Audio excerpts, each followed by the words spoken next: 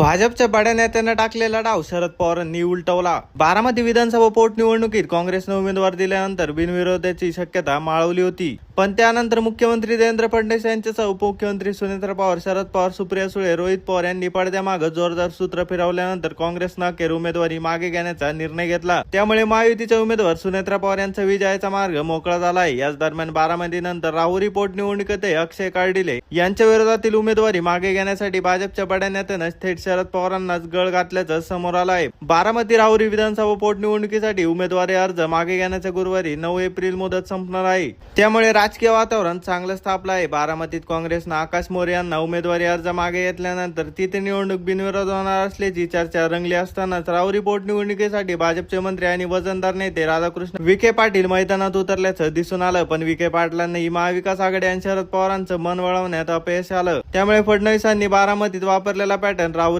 फसल्याचं स्पष्ट झालं आहे। त्यामुळे राहुरीत पोटनिवडणूक बिनविरोध होणार नसल्याचं स्पष्ट झालं आहे।